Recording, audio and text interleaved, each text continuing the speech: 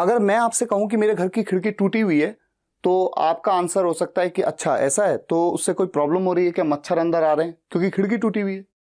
लेकिन जब मैं आपसे कहता हूं मेरे घर की खिड़की तोड़ी गई है, तो आप मुझसे पूछ सकते हैं किसने तोड़ा, यानी आप किसी व्यक्ति पर आरोप लगा रहे हैं कि किसी ने तोड़ी है आपके घर की खिड़की। तो दोनों सेंटेंसेस को बोलने का तरीका भी इंग्लिश में डिफरेंट होता है।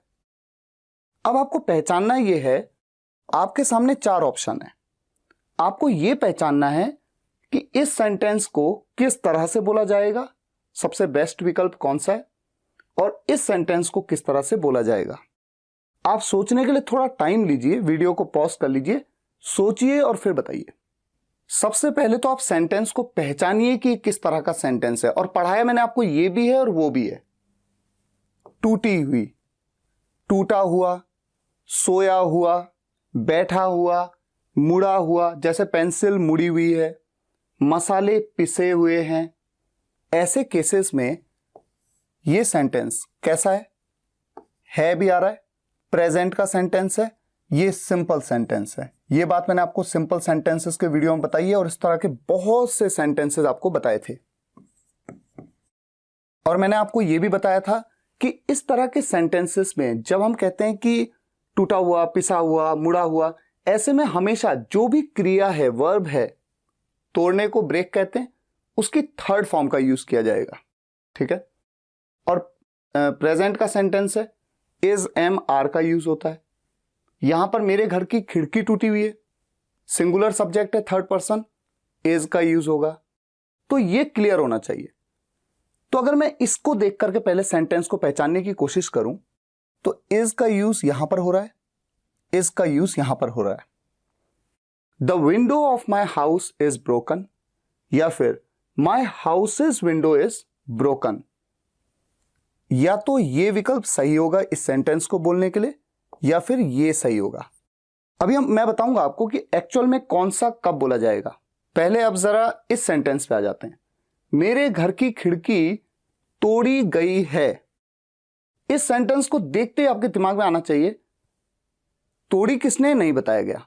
मेरे घर की खिड़की तोड़ी गई है किसी के द्वारा। ये किसी के द्वारा, ये वाला सेंस आ रहा है। ये सेंटेंस पैसिव वॉइस में है। इस तरह का सेंटेंस मैंने आपको पैसिव वॉइस के वीडियो में बताया था। और किस टेंस में है ये? गई है, तोड़ा गया है, किसी काम को किया गया है। तो आया है, गया है, चुका है, चुकी है, चुके हैं, प्रेजेंट का perfect tense. Present perfect tense के पैसिव वॉइस में या तो हैज बीन का यूज होता है या हैव बीन का यूज होता है। मेरे घर की खिड़की एक थर्ड पर्सन सिंगुलर सब्जेक्ट है, इसलिए हैज बीन का यूज होगा। यहां पर भी हैज बीन है, यहां पर भी हैज बीन है। The window of my house has been broken, या फिर my house's window has been broken. इनमें से कौन सा ऑप्शन सही है, यह आपको पहचानना है। दोनों में से कोई भी सही हो सकता है, लेकिन आप चाहें तो थोड़ा सा रुक करके वीडियो को पॉज करके सोचिए, समझिए और फिर आगे बढ़ते हैं।